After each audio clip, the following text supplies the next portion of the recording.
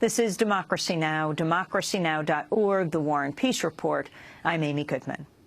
The Obama administration's granted Royal Dutch Shell final approval to resume drilling for oil and gas in the Arctic Ocean for the first time since 2012, despite widespread protests from environmental groups.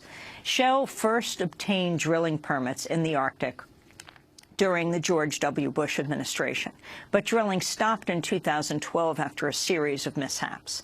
The Interior Department's decision comes just weeks after a protest in Portland, Oregon, temporarily blocked an Arctic-bound rig of Shell's from leaving the city after a group of activists from Greenpeace dangled off a bridge, blocking the ship's movement while kayaktivists took to the water below.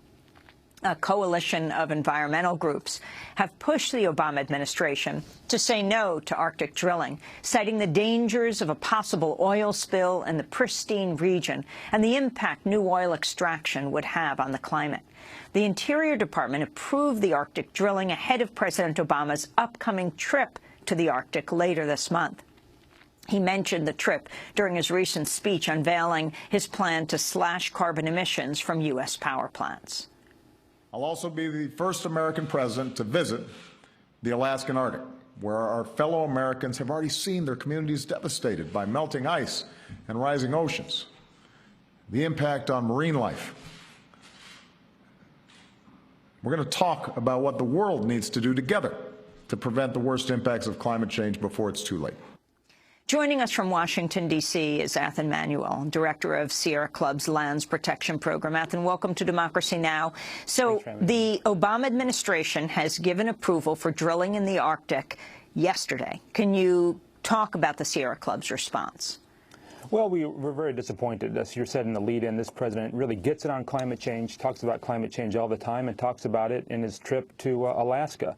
This is just a very bad decision. You know, Shell is not a very clean company. They have a history of mishaps and problems with drilling anywhere in the United States, anywhere in the world, but especially in an area as challenging as the Arctic Ocean. And as you mentioned, this is not going to make our climate any better. If we're serious about fighting climate change, and this president seems like he is serious about fighting it, we know we need to keep dirty fuels like oil and gas and coal underground where they belong. And so this is really a disappointing decision, one we can't figure out, one that's not consistent with what this president has done in other realms around climate change. So can you talk about what this drilling could mean and when exactly it will take place? There's a very small window, is that right? Yeah, it's a very short drilling season, and this is just a really cynical issue because the only reason that Shell can even consider drilling in the Arctic Ocean is climate change. You know, now that it's getting warmer in the Arctic, the ice is breaking up, and in the summer, the ice breaks up enough where companies can operate boats and put up temporary drilling rigs. So it's but still it's a very short drilling season. They have permits to drill in August, September. They have to end in August when it starts getting colder again, cold enough to freeze up the entire ocean. So it's a very narrow window that they have to operate in. But the problems are that it's just a very dangerous place to drill. The oil there's still ice that tumbles through the water. There's no onshore facilities where you can stage cleanup equipment. Unlike the Gulf of Mexico, where there's lots of ports, lots of people, lots of boats, none of that exists on the North Slope of Alaska. There are no ports on the North Slope of Alaska, so it's just there's no infrastructure to clean up a spill. But if a spill happens, there's almost no way to clean it up. You see that anywhere in the world, but you'll see that even worse in the Arctic Ocean. Why has the Obama administration given approval to Shell?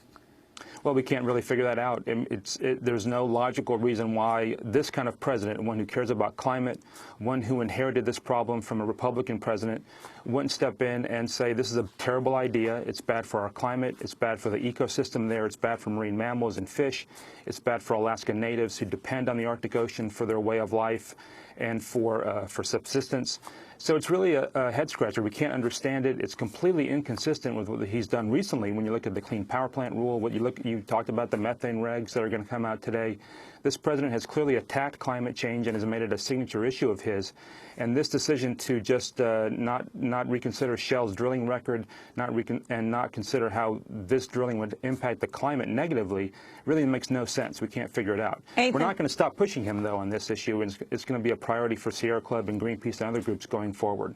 The Interior Department, not Greenpeace or Sierra Club, said there's a 75% chance of one or more large spills since Shell begins drilling. Yeah. I mean, the agency that regulates drilling says there's going to be a spill if they allow drilling there. So none of it adds up. It makes absolutely no sense. This is really a huge mistake by the Obama administration to allow Shell to operate there, knowing what we know about the risks of operating in an area like the Arctic Ocean, which is very dangerous and very remote. So what's the next step for the Sierra Club, Ethan? Well, the one thing is this is just the first step in Shell developing this field. You know, they probably want to do 2 more rounds, 2 more years of exploratory drilling before they even consider putting a permanent platform there. So we're going to fight them every step of the way. I think you're going to continue to see more protests like you saw in Portland, but see those all around the country, all around the world, really, as this issue gets more and more high profile. And we're going to continue to fight them in the courts using laws like the Marine Mammal Protection Act and the Endangered Species Act. This is a long road that we're going to continue to fight every step of the way to prohibit Shell from putting up any production platforms that industrializes the Arctic Ocean. What are the positions of the presidential candidates?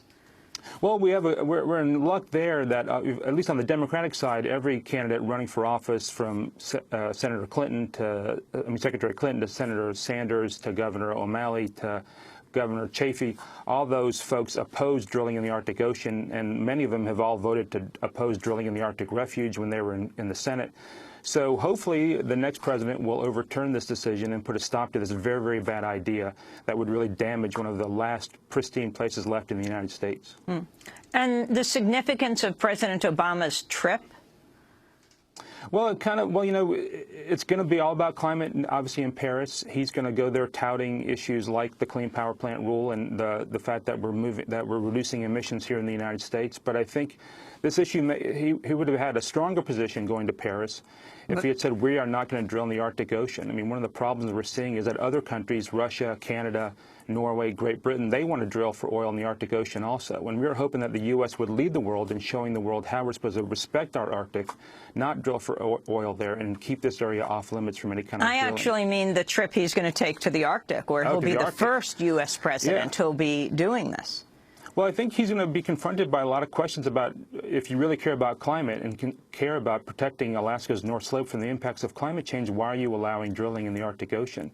The Alaska Natives who live in that area above the Arctic Circle understand the impacts of climate change on their villages and on their way of life. And most of those folks oppose drilling in the Arctic Ocean for all the reasons we do as well. So he's going to be confronted with that contradiction when he goes up there at the end of this month. Ethan Manuel, I want to thank you for being with us, Director of the Sierra Club's Lands Protection Program. Of course, we'll continue to follow this issue, and we will be in Paris at the end of the year for the COP summit, the Conference of Parties, the binding meeting that will take place of many of the countries, most of the countries of the world, the UN Climate Summit. This is Democracy Now! When we come back, who's listening, who's watching, who's reading your email, and what does AT&T have to do with it? Stay with us.